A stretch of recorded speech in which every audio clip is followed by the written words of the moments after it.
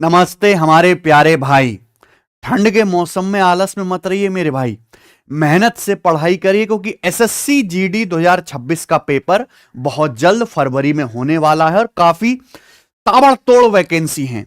और हमने मेरे भाई ये वादा किया है कि मैं एसएससी जीडी वाले बच्चों को गणित के 10 as it is exam paper या मॉक टेस्ट सॉल्व कराऊंगा जैसा पेपर आएगा, बिल्कुल उसी लेवल के मेरे भाई जिसमें एसएससी जीडी के प्रीवियस ईयर भी क्वेश्चंस हैं और जो अभी एसएससी ने लेटेस्ट पेपर कराए हैं, सीजीएल का, सीएचएसएल का, है ना, सीपीओ का हो जाएगा, सिलेक्शन पोस्ट का, इन सब के सवाल भी मैं इंक्लूड करूंगा।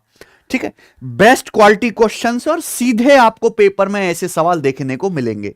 ठीक है, तो आप इन 10 एग्जाम पेपर को मेरे साथ साथ जरूर सॉल्व करें।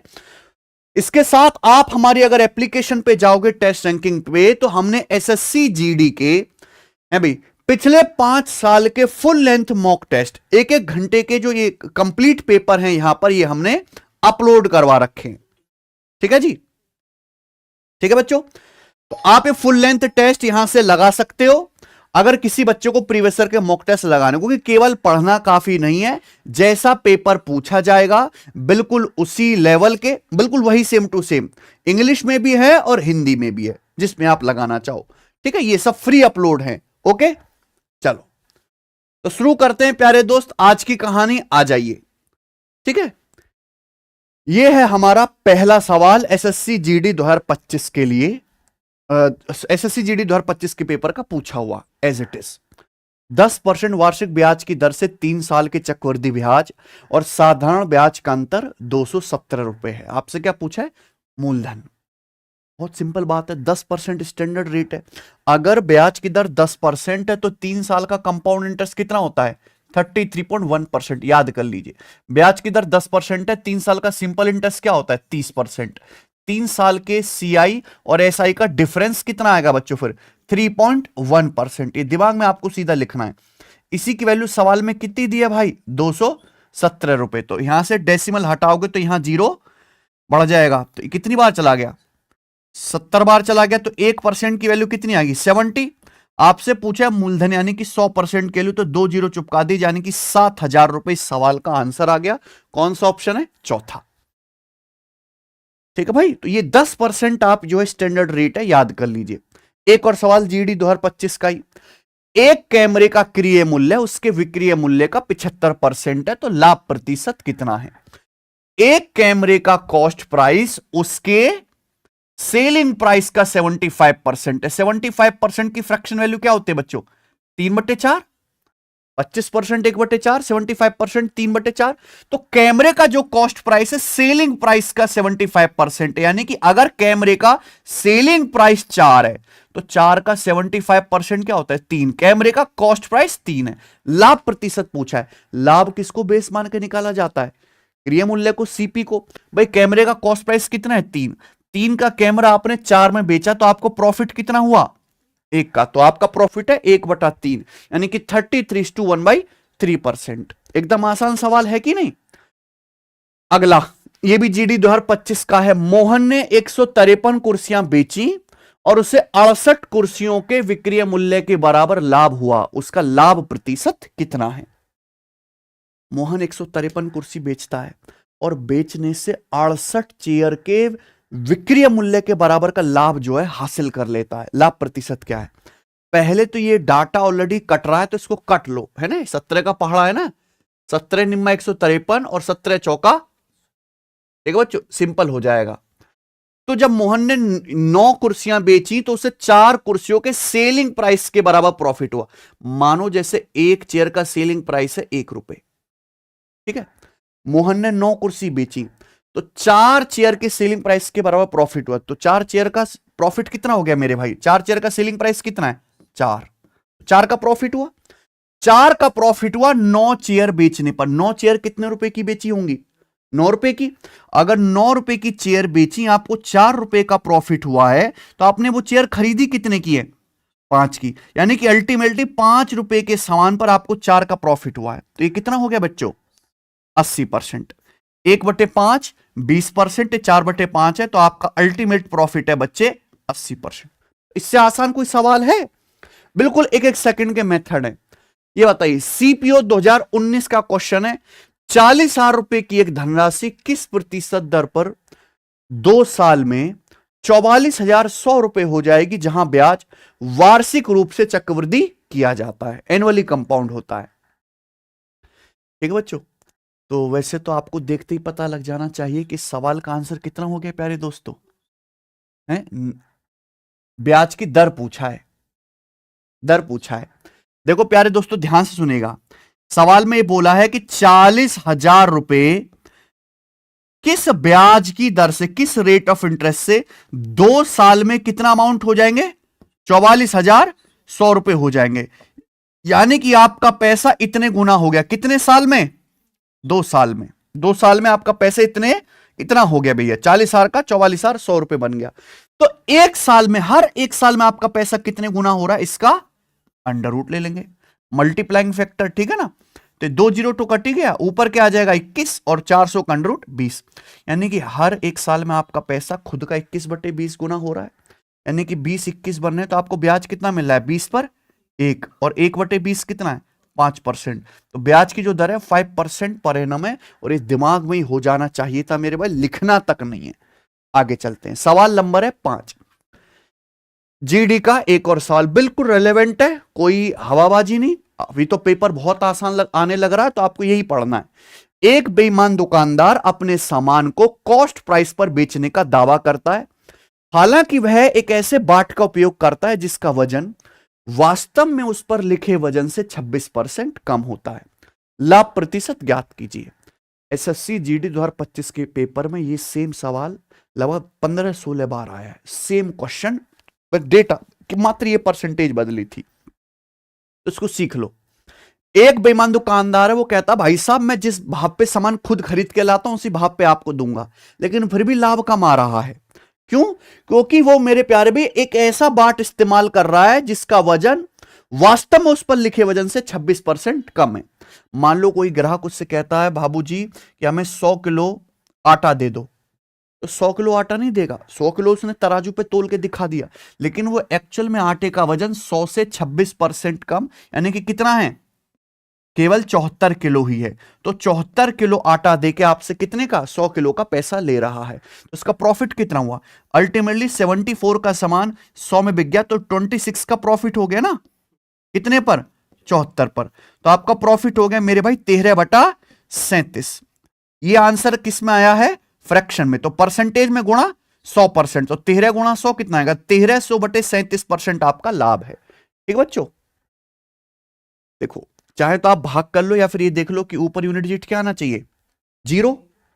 ठीक है भाई, यहां देखो 7 7 49, 9 + 0 9, 7 चौक 28, 8 5 3, 7 पंजे 5 40, एंड में 0 आ गया, 7 6 42 और 2 6, आंसर क्या हुआ, तीसरा ऑप्शन हो गया ना बच्चों। आ जाइए, ठीक है। अगर किसी बच्चे को भाई कॉन्सेप्ट भी पढ़ने, बेसिक से सारे, मतलब हिंदी भी उसको पढ़नी है, रीजनिंग भी पढ़नी है, कम समय है क्योंकि आप अब यूट्यूब पे रिसर्च करने का टाइम नहीं है अब आपके पास, तो सिलेक्शन वे एप्लीकेशन पर जो एसएससी जीडी का ही जो टारगेट बैच हम पढ़ा रहे हैं, तो इसकी क्लास भी शुरू हो गई है, इसको ज्वाइन कर सकते हैं, और अभी कर लो मेरे भाई, क्योंकि बाद में लेट हो जाएगा, और ये बैच साल में एक ही बार आना है, मतलब यही है, अब दोबारा जो है नेक्स्ट ईयर ही दिखेगा आपको। तो पढ़ लो एक बार मन से, क्या पता कुछ हो ही जाए आपका। छठा सवाल, मैंने 100 किलो चाय खरीदी और इसे मैंने उस लाभ पर बेचा जो मेरे द्वारा 40 किलो चाय हेतु किए गए भुगतान के बराबर है। मेरे द्वारा अर्जित लाभ प्रतिशत ज्ञात कीजिए। ठीक है ना, I purchased 100 kg of tea and sells it for a profit. इस प्रॉफिट पे बेचा to the extent of what I would have paid for 40 kg। What is my profit percentage. सवाल में जरा सा दम नहीं है, लेकिन मेरे भाई जरूर क्या है इसकी भाषा।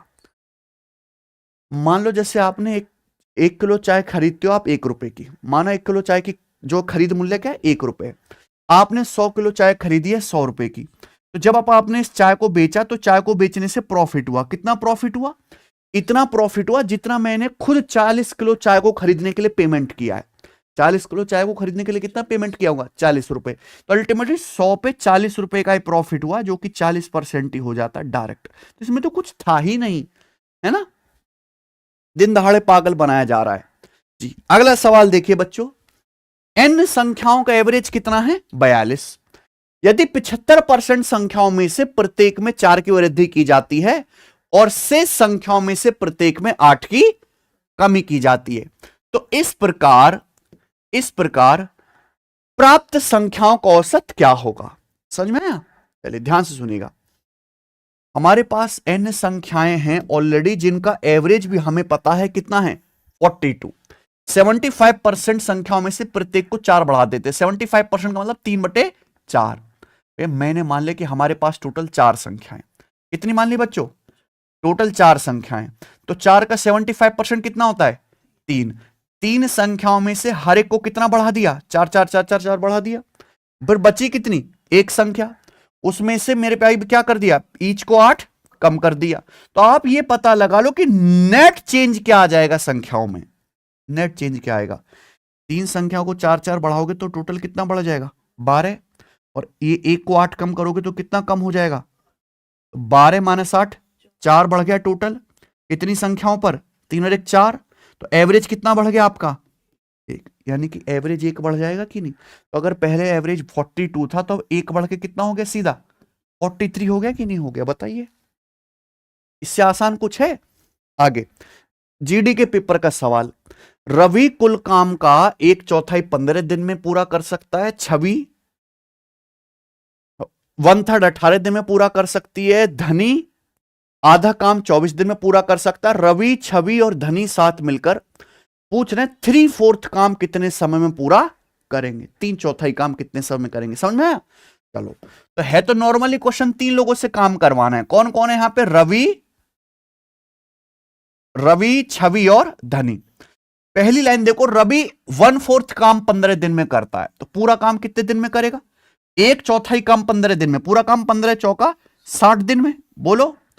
छवि 1/3 काम 18 दिन में। 1/3 का मतलब 1/3। 1/3 काम 18 दिन में। पूरा काम कितने दिन में करेगा छवि? 18 तिया 54 दिन में। धनी आधा काम 24 दिन में। आधा, तो पूरा काम कितने दिन में? 48 दिन में। क्लियर है ना बच्चों? भाई कोई समस्या? तो अब आपको क्या निकालना है यहां पे? Total work. उसके लिए क्या लेना पड़ेगा? इनका एलसीएम। एलसीएम लेना पड़ेगा। ठीक है भैया। अब बताओ, ये सब संख्याएं किससे कट रही हैं? सब संख्या 6 से कट रही हैं। 6 गुणा 10, 6 गुणा 9 और 6 गुणा 8। तो एलसीएम में 6 तो आएगा ही आएगा। टोटल वर्क है, एलसीएम में 6 तो आएगा ही आएगा ना बच्चों। अब आपको केवल क्या लेना है? 10, 9 और 8 का एलसीएम लेना है। तो कितना आ जाएगा ये? 40 निम्मा 360। 360 आ जाएगा। यानी कि 6 गुणा 300, ये क्या आ गया बच्चों आपका? एलसीएम आ गया, यानी कि टोटल वर्क। ये मान लिया कि ये आपका टोटल वर्क है, ठीक है ना।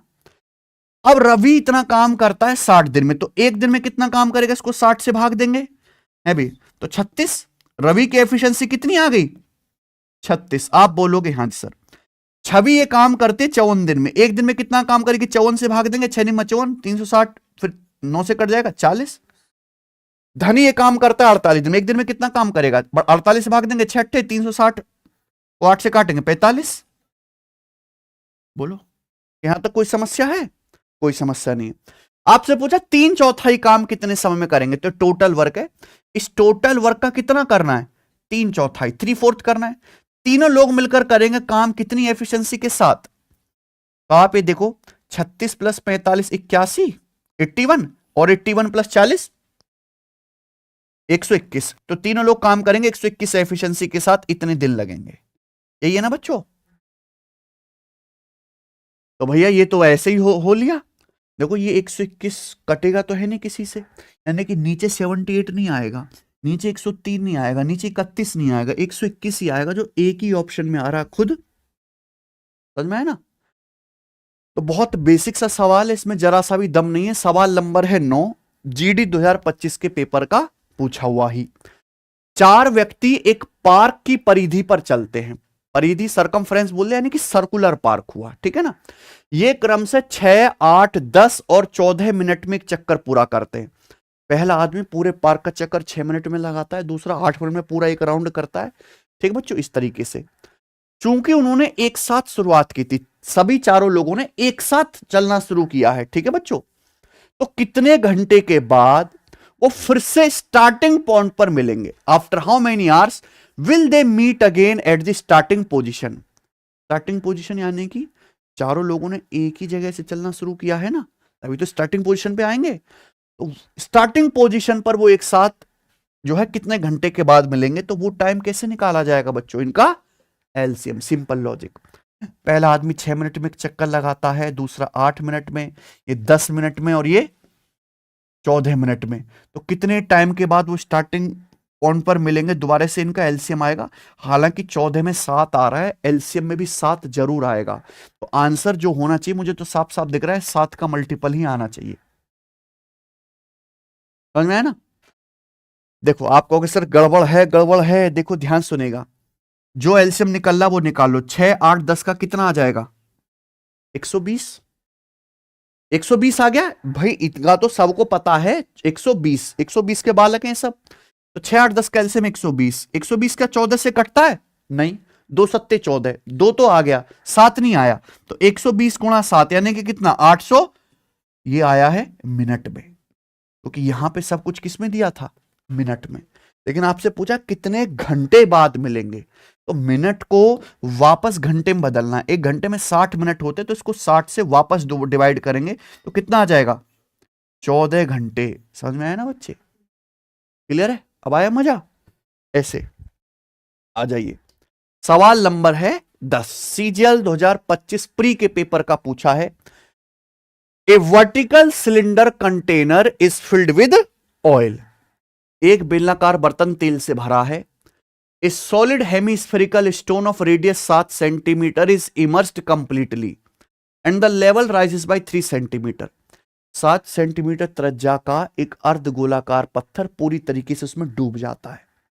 डूबने से क्या हुआ भैया? पत्थर अपनी जगह लेगा तो पानी का लेवल बढ़े, तेल का लेवल बढ़ेगा, तो तेल का लेवल कितना बढ़ जाता है? 3 सेंटीमीटर बढ़ जाता है। तो आपसे पूछा बेलन की त्रिज्या क्या है? तो ऐसे सवाल में सिंपल लॉजिक क्या लगेगा कि पत्थर जो डुबाया गया है उस पत्थर का आयतन ही बढ़े हुए तेल की आयतन के बराबर होगा, ठीक है ना। मान लो जैसे कि ये सिलेंडर है भाई, ठीक है, और इसमें थोड़ा सा ये तेल भरा हुआ है, ठीक है बच्चों। अब हमने यहां पे एक पत्थर ये डुबा दिया, ये पत्थर डुबा दे, ठीक है भैया। तो इसमें तेल का लेवल बढ़ जाएगा थोड़ा सा ऐसे, लेकिन ये तेल का लेवल ये जो बढ़ेगा ये भी तो सिलिंड्रिकल शेप में ही बढ़ेगा, आया ना समझ में? यानी कि इसका जो आयतन होगा वो पत्थर के आयतन के बराबर हो जाएगा। आपसे पूछा है बेलन की त्रिज्या। बेलन की त्रिज्या हमने क्या मान ली? स्मॉल। तो सिलेंडर का आयतन क्या होता है? पाई आर स्क्वायर। हमें ये देखो, ये जो तेल का जो लेवल बढ़ा इसका आयतन, ये भी तो सिलिंड्रिकल शेप ही है, इसकी भी रेडियस आर ही होगी। पाई आर स्क्वायर किस लेवल तक बढ़ा? ये 3 सेंटीमीटर। ये तो हुआ मेरे भाई बढ़े हुए तेल के आयतन का वॉल्यूम, ठीक है बच्चों, बढ़े हुए तेल का वॉल्यूम। ये क्यों वजह बढ़ा है? ठोस अर्धाकार अर्धगोलाकार इसमें पत्थर डुबाने की वजह से। तो अर्धगोलाकार शेप है, हेमिस्फीयर का वॉल्यूम क्या होता है? 2/3 पाई आर क्यूब। यहां पे अर्धगोलाकार शेप पत्थर है, उसकी रेडियस कितनी है? 7। ये आ जाएगा, ठीक है बच्चों। कोई समस्या इसमें? तो यहां पाई से पाई तो कट जाएगा, तो आर स्क्वायर बराबर क्या आ जाएगा?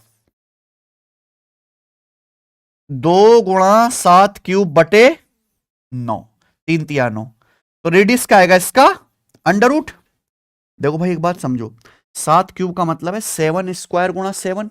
तो 7 स्क्वायर में से 7 आ जाएगा, अंडर रूट लेंगे, 9 का अंडर रूट क्या आ जाएगा? 3। यहां से एक 7 बच गया, यहां से एक 2 बच गया, यानी कि रूट 14 है। तो ये आया है बेटा 7 रूट 14 बटा 3। समझ में आया ना? कोई दिक्कत? अब देखो ज्यादा हमें दिक्कत नहीं लेंगे क्योंकि यहां पे ऑप्शंस काफी दूर दूर हैं, है कि नहीं। तो हमें अप्रोक्सी कैलकुलेशन करना है, ठीक है बच्चों। तो 7/3 ये कितना आ गया बच्चे? यहां पर रूट 14। तो रूट 14 का जो भी वैल्यू आएगी वो क्या आएगा मेरे प्यारे भाई? 4 से कम ही आएगी भाई। 4 का वर्ग क्या होता है? 16। 3.5 का वर्ग क्या होता है? 12.25, तो उससे बड़ा ही आएगा लगभग। मान लीजिए ये किसके करीब आ जाएगा मेरे भाई, ये आ जाएगा आपका 3.9 के करीब मान लो। चलो तो अगर मैं इसको काटता भी हूं तो क्या आ जाएगा 9.1, यानी कि इसके करीब आ जाएगा। 3.9 से कम ही आएगा मेरे प्यारे भाई, 9 से कम ही आएगा। तो क्या आंसर है बताओ, कोई दिक्कत इसमें? कोई दिक्कत नहीं है। ऐसे आपको हवा में उड़ाने हैं सवाल। 11वां, 3 आदमी एक साथ टहलने के लिए निकलते हैं, उनके कदमों की लंबाई है 90 सेंटीमीटर, 95 सेंटीमीटर और 75 सेंटीमीटर। यानी कि पहला आदमी एक कदम में 90 सेंटीमीटर चलता है, दूसरा 90 से 95 सेंटीमीटर, तीसरा आदमी एक कदम लेगा तो 75 सेंटीमीटर चल लेगा आगे। प्रत्येक को कितनी न्यूनतम दूरी मीटर में बताना है, मीटर में तय करनी चाहिए ताकि वे उस दूरी को पूर्ण कदमों में तय कर सके। यानी कि मिनिमम कितनी डिस्टेंस हर आदमी को चलनी चाहिए जिससे कि पूरे कंप्लीट स्टेप चले, आधे अधूरे नहीं। मान लो आप 200 सेंटीमीटर चलते हो तो क्या ये 90 सेंटीमीटर को तो भैया 2 कदम लेगा, 180 सेंटीमीटर में 20 सेंटीमीटर बच जाएगा ना।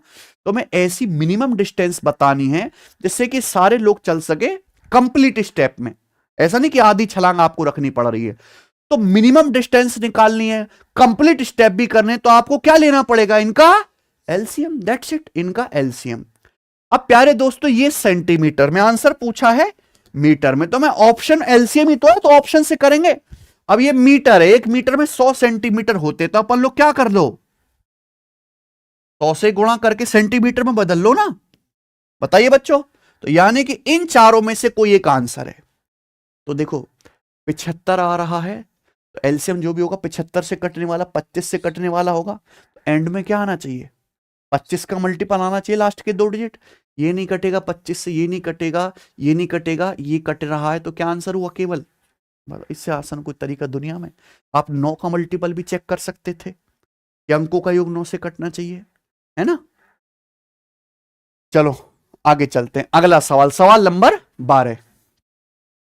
एक सर्कल की सरकमफ्रेंस उसके डायमीटर से 60 सेंटीमीटर अधिक है। सर्कल का एरिया बताइए। पहली बात तो सर्कल का एरिया 11 का मल्टीपल आएगा, 7 का मल्टीपल भी आएगा, वो तो आप जानते ही हो, ठीक है ना। और देखो बहुत सारे बच्चे क्या करते हैं, सवाल में क्या बोला है, वृत्त की परिधि व्यास से कितनी ज्यादा है, तो पहले वो यहां पे फॉर्मूला लगाएंगे, परिधि का व्यास घटाएंगे, बराबर करेंगे, रेडियस निकालेंगे। इतना सब नहीं करना होता। सर्कल के बारे में ज्ञान हासिल करो। अगर किसी सर्कल की रेडियस 7 है तो उसकी परिधि कितनी है 44, और उसका एरिया कितना होता है 154। ये अपने दिमाग में बिठा लो। अगर किसी सर्कल की रेडियस 7 है तो परिधि 44, एरिया 100, ठीक है। सर्कल की रेडियस 7 है तो उसका व्यास यानी कि डायमीटर कितना होगा, यानी कि ये रेशियो चलता है बच्चों।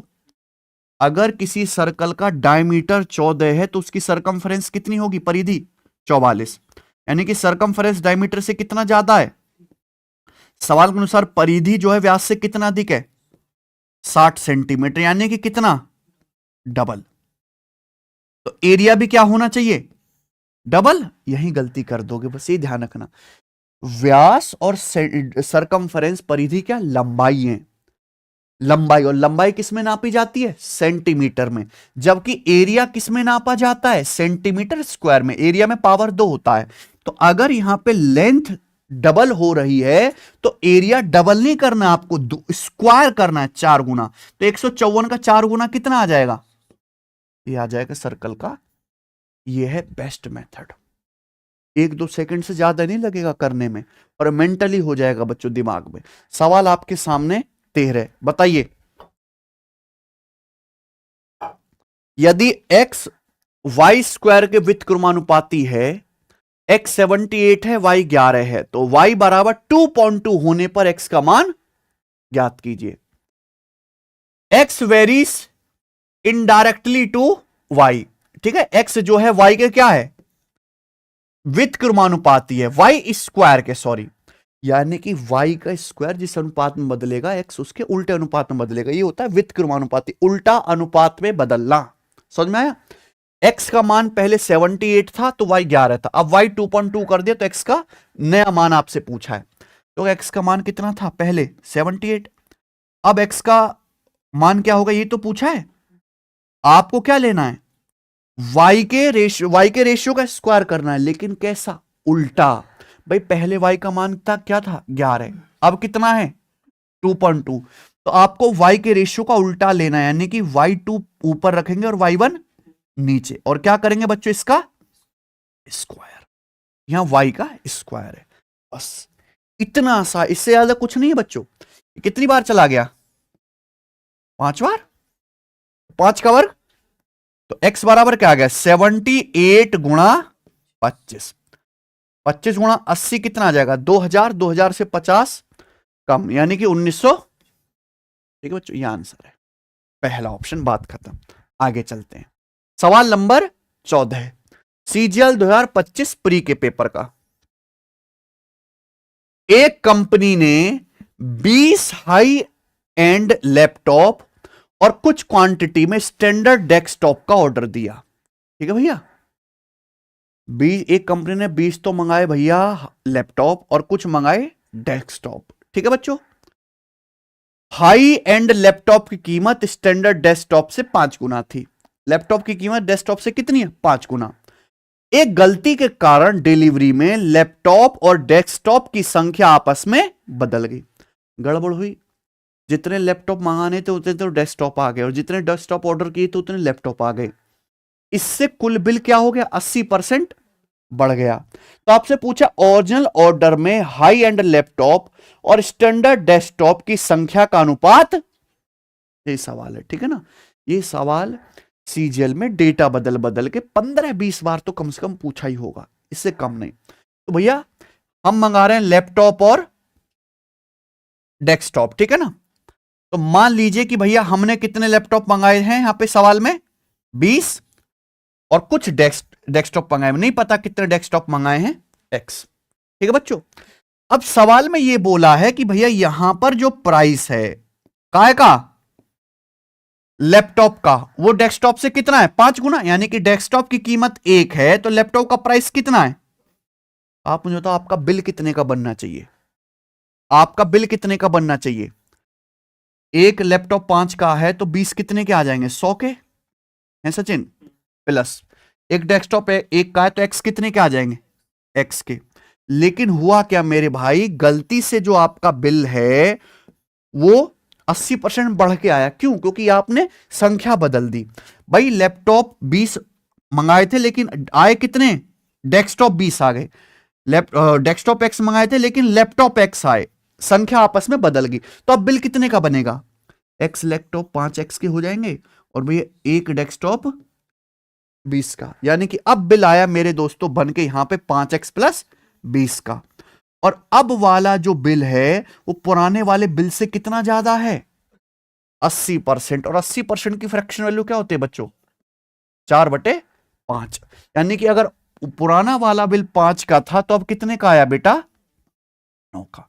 इक्वल होना चाहिए, ये तो एक स्टेप का सवाल, इससे ज्यादा है ही नहीं, तो मैंने आपको समझाने के लिए लिखा केवल। तो आप बताओ मेरे भाई कितना आ जाएगा, क्रॉस मल्टीप्लाई है 9 गुणा 100 900 और 20 पंजे 100 800, 900 100 का डिफरेंस। ठीक है जी, 5 की 5x में 25x और 9x कितना आ गया 16x, x की वैल्यू कितनी आ गई 50। तो आपसे पूछा ओरिजिनल संख्या है ना, तो लैपटॉप हमने मंगाए थे कितने और डेस्कटॉप कितने मंगाए थे x, यानी कि तो ओरिजिनल संख्या क्या थी। ठीक है बच्चों, 5, 35 और x का फोर्थ प्रोपोर्शनल क्या है, आप पूछा है। अगर आपको 3 संख्याएं a b और c दी हैं तो उनका चतुर्थ अनुपाती फोर्थ प्रोपोर्शनल याद कर लीजिए bc बटा a, bc बटा a, bc बटा a, यानी कि 35 गुणा x बटे 5, ये फोर्थ प्रोपोर्शनल आ गया। सवाल में इसी की वैल्यू क्या दे रखी है 84 दे रखी है।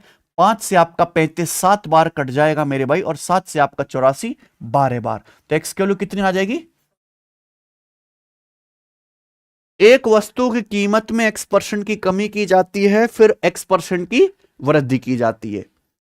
अंतिम कीमत ओरिजिनल कीमत से 10% कम हो जाती है। x का मान लगभग क्या है, क्या बताना है लगभग। देखो एक वस्तु का प्राइस पहले x% कम किया, फिर हमने क्या किया, x% बढ़ाया, तो यानी कि उस वस्तु के प्राइस में नेट चेंज क्या आएगा, -x और +x का सक्सेसिव, ये आ जाएगा बेटा x² बटे 100% डिक्रीज।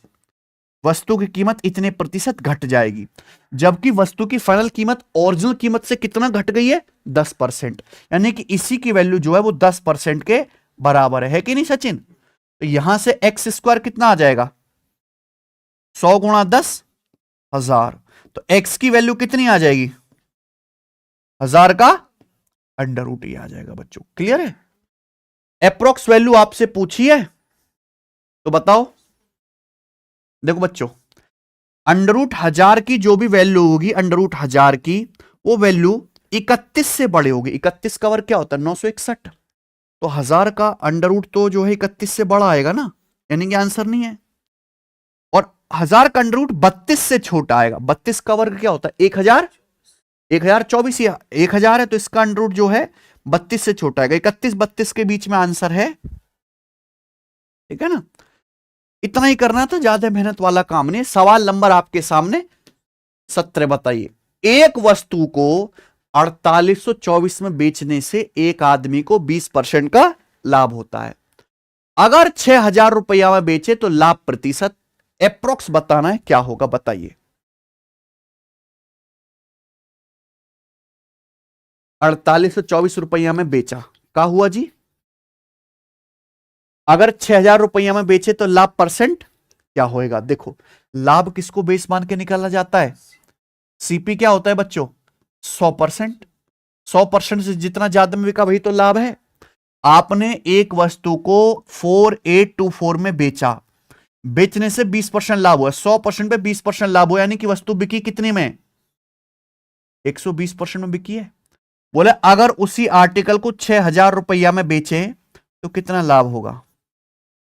बहुत से बच्चे सीपी निकालने लगेंगे। सीपी निकालने की जरूरत नहीं है। आप ये देखो, 4824 जो है वो 120% की वैल्यू 4824 रुपए, तो 1 रुपए की वैल्यू कितने परसेंट है ये, ऐसा चिन्ह आपसे क्या पूछा है, 6000 रुपए की वैल्यू पूछी है परसेंटेज में, दैट्स इट, यही है। This is the calculation ultimately.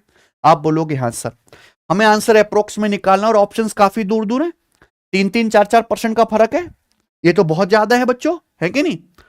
तो आसान जुगाड़ देखो, 4824 इसको 4800 कर सकता हूं क्या। अरे 4824 रुपया का आप एक मूर्ति खरीद रहे हो, 24 रुपए कम दोगे दुकानदार लड़ेगा थोड़ा ना।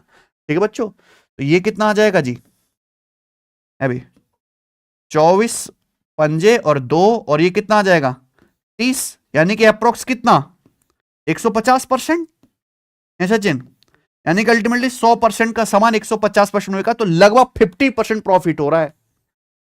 क्या ऑप्शन है पहला, ये बताइए। 30, 45 और 50 बच्चों की एक क्लास है, 3 सेक्शन है उसमें भैया, ठीक है ना। उनके एवरेज मार्क्स कितने, 80, 75 और 90 है। तो पूरी क्लास 9th के सभी बच्चों के एवरेज मार्क्स कितने, यही पूछा आपसे। कोई दिक्कत इसमें, कोई दिक्कत नहीं है भैया। देखो एवरेज मार्क्स कैसे निकाले जाते हैं, टोटल मार्क्स बटे नंबर ऑफ स्टूडेंट। तो एक क्लास के 3 सेक्शन है, तीनों सेक्शन में जो बच्चे हैं वो 30, 45 और 50 है। तो बच्चों की संख्या का रेशो कितना है, 5 6 30, 5 नाम 5 2 50। बच्चों की संख्या का क्या है बच्चों, रेशो तीनों सेक्शन में। अच्छा, इन तीनों बच्चों के एवरेज मार्क्स कितने हैं, 80, 75 और 90। तो तीनों सेक्शन के मिलाकर, फर्स्ट सेकंड थर्ड, तीनों सेक्शन के मिलाकर एवरेज मार्क्स क्या होंगे, यही है ऐसा चिन्ह। कोई दिक्कत, तो यहां आप बेसिक से कर सकते हो मेरे भाई, रेशियो लेने से डेटा इजी हो जाता है। डेविएशन मेथड भी बहुत बढ़िया, बहुत जल्दी आंसर आएगा भाई। जैसे ऑप्शन 80 के करीब है, मैंने मान लिया कि भैया तीनों सेक्शन का मिलाकर एवरेज कितना है 80, तो 80 से कंपेयर करो, ये तो खुद ही 80 है, ये कितना है 75, 5 कम है, तो 9 बच्चों के एवरेज मार्क्स 5 कम है, 9 पंजे 45। मैंने 80 माना है, लेकिन इस सेक्शन के तो 90 है, एवरेज मार्क्स 10 ज्यादा है, तो 10 दूसरा 100, तो यहां 100 ज्यादा हो रहा है, यहां 45 कम हो रहा है, यानी कि टोटल क्या आ गया 55।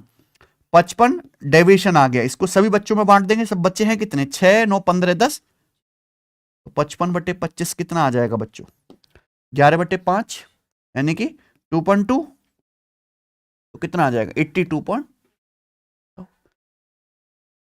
मात्र 10-12 सेकंड लगेंगे डेविएशन मेथड अगर आपको पता है सवाल करने में। आगे चलेंगे, सवाल नंबर है बच्चों आपके सामने यहां पर 19, ठीक है ना। और एसएससी जीडी 2025 के पेपर में कोई सवाल अगर सबसे ज्यादा रिपीट होके आया है सेम टू सेम, तो बच्चों यही है, बस यही है और यही है, ठीक है ना। बहुत इंपॉर्टेंट है, सवाल को देखते ही आपको एक्टिवेट हो जाना है इसको उड़ाने के लिए। वीर के पास 1632 रुपए हैं, उसने इसे अपने बेटे नितिन और प्रवीण के बीच बांट दिया और उन्हें वार्षिक रूप से चक्रवृद्धि 4% ब्याज दर पर इन्वेस्ट करने के लिए कहा। यानी कि वीर उनका पापा है। वीर के पास 1632 रुपए, अपने दोनों बेटे बुलाए, 1632 में से थोड़ा नितिन को दिया, थोड़ा प्रवीण को दिया, बोला खर्च मत कर देना, टांगे तोड़ दूंगा तुम्हारी, इस पैसे को जाके बैंक में जमा कर दो, वहां आपको कंपाउंड इंटरेस्ट मिलेगा 4% सालाना, ठीक है। बच्चों से कहा, यह देखा गया नितिन और प्रवीण को 12 और 13 साल बाद समान धनराशि प्राप्त हुई। 12 साल और 13 साल के बाद सेम अमाउंट रिसीव हुआ है कंपाउंड इंटरेस्ट पर दोनों को। तो वीर ने नितिन को कितना पैसा दिया था? समझ में आएगा ना सवाल? आप बोलोगे हां जी सर। देखो ब्याज की दर कितनी है? 4%, जिसकी फ्रैक्शन वैल्यू क्या होती है? 1/25। ये एक साल में ब्याज की दर 1/25 है, यानी कि आपका पैसा एक साल में कितने गुना हो जाएगा? 25 से 26 हो जाएगा। ये एक साल का मल्टीप्लाइंग फैक्टर है, ठीक है ना बच्चों। देखो मैं इसकी डायरेक्ट ट्रिक बता रहा हूं क्योंकि वही आपको सीखना चाहिए, बाकी बेसिक अमाउंट बराबर करके तो आप कर ही लोगे। कैसे पहचानोगे? सेम अमाउंट होना चाहिए। 12 और 13 साल बाद सेम अमाउंट हो रहा है, 12 और 13 साल के बीच में गैप कितने का है? साल का। तो मल्टीप्लाइंग फैक्टर की पावर 1। अगर टाइम में 2 साल का गैप होता तो पावर 2 करते, 3 साल का गैप होता पावर 3 करते, 10 साल का गैप होता पावर 10 करते। यहां पावर 1 करेंगे, यानी कि नितिन और प्रवीण के बीच पैसा इस रेशियो में ही बांटा गया होगा। ये डायरेक्ट रेशियो आ गया। पर नितिन को कितना मिला है, प्रवीण को कितना मिला, ये भी तो देखना है। पैसा इस रेशियो में बांटा गया है। देखो अमाउंट बराबर होता है प्रिंसिपल प्लस ब्याज। समझ में? दोनों को अमाउंट क्या मिला है? सेम मिला है कि नहीं सचिन? अच्छा, नितिन को ब्याज मिला है केवल 12 साल के लिए, 12 साल के लिए, प्रवीण को 13 साल के लिए। तो नितिन को 12 साल कम टाइम के लिए ब्याज मिला है। नितिन को ब्याज कम समय के लिए मिला है। कम समय के लिए ब्याज यानी कि नितिन को कम ब्याज मिला होगा, लेकिन यहां इसका मतलब नितिन को पैसा ज्यादा देना पड़ेगा, तभी तो अमाउंट सेम आएगा। यानी कि मेरे भाई यहां पे नितिन को कितना पैसा दिया गया है? ज्यादा, 26 यूनिट, और प्रवीण को कितना पैसा दिया गया है? 25 यूनिट। इस रेशियो में पैसा बांटा गया है। यानी कि ट्रिक क्या है? जिसके पास टाइम कम है उसको पैसा ज्यादा देना है। सिंपल सी बात है, इस रेशियो में पैसा बांटा गया है। वीर ने नितिन को कितनी धनराशि दी है? 26, यानी कि 13 का मल्टीपल आंसर आना चाहिए, तो ये तो है नहीं बच्चों। 13 पंजे 65, ये भी नहीं है। आंसर क्या आ जाएगा? ये आंसर आ गया। सॉल्व भी कर सकते हैं। नितिन का शेयर कितना है? 26, प्रवीण का 25, दोनों का टोटल मिला के कितना? 26 + 25, टोटल कितना है? 1632 रुपए। तो कितनी बार जाएगा? 51, तिया 153 और 10, 51 दूनी 102। तो यानी कि नितिन का शेयर है 26 × 32, 26 × 30, 780 + 52, 780 + 52 यानी कि 832 रुपए नितिन का शेयर आ गया। बताओ कोई समस्या है इस सवाल में? ठीक है ना, मस्त है ना तरीका करने का। चलिए लास्ट सवाल करेंगे इस टेस्ट का। सवाल है आपके सामने 20। एक क्लास के 22 बालक है, उनकी औसत उम्र का है 47 साल। टीचर की उम्र भी शामिल कर लें तो पूरे ग्रुप की एवरेज एज कितनी हो जाती है? 48 साल। एक क्लास में 22 बालक हंसी खुशी बैठे, उनकी एवरेज एज कितने? 47 साल। मास्टर जी भी आके बैठ गए, अब पूरा ग्रुप बन गया, टीचर और मास्टर का मिला के एवरेज कितना हो गया? 48 साल। टीचर की उम्र कितनी है ये पूछा है। तो देखो एवरेज पहले 47 साल था, अब 48 साल हो गया, यानी कि एवरेज कितना बढ़ गया? क्यों बढ़ा? मास्टर जी के आने की वजह से, यानी कि टीचर के आने की वजह से एवरेज बढ़ा है। यानी कि टीचर की एज मेरे प्यारे भाई क्या होगी? ज्यादा होगी 47 से। पहले 22 बालक थे, एक टीचर नया आए, तो लोग कितने हो गए? 23। एवरेज कितना बढ़ गया? 1। एवरेज 1 बढ़ गया कितने लोगों का? 23 लोगों का। यानी कि मास्टर जी की उम्र एवरेज 47 से 23 साल ज्यादा है, यानी कि कितनी है? 70 साल। ये कौन सी क्लास है जिसमें 47 साल के बालक पढ़ रहे हैं? पक्का जेएनयू वाले होंगे। ठीक है जी, तो इतना ही छोड़ते हैं प्यारे दोस्त, ठीक है ना सचिन? मजा आया होगा ही ना? तो आज इतना ही छोड़ते हैं। 20 सवाल में से आपने कितने कमेंट में ठोक के कर दिए सही, वो मुझे बताइए। अगर आपके 10 सवाल भी नहीं हो रहे तो स्थिति बहुत दयनीय है, फिर आप नहीं बन पाओगे बेटा कांस्टेबल। कम से कम 15 सवाल आज के टेस्ट में आपके ठीक होने चाहिए। तो अगर 14-15 भी आप बना पा रहे हो तो लास्ट तक मैं आपको इतनी प्रैक्टिस करा दूंगा कि आप अच्छा खासा स्कोर करने लगोगे 19-20 पूरा। ठीक है, तो बढ़िया लगा होगा आपको टेस्ट। लाइक शेयर कमेंट जरूर करिएगा। ऐसे ही हम अगला मॉक टेस्ट सॉल्व करेंगे बहुत जल्द। बाय।